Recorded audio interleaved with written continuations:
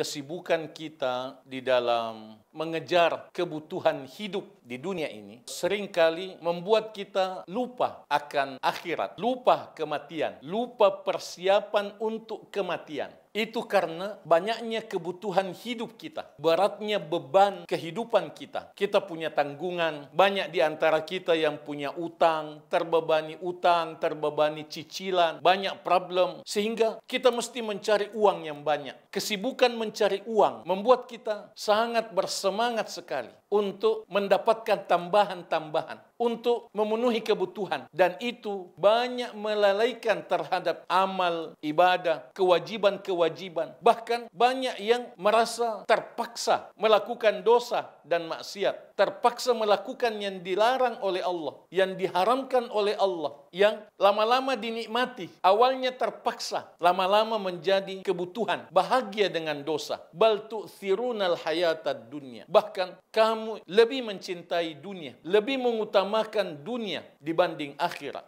Ini penting untuk kita renungkan.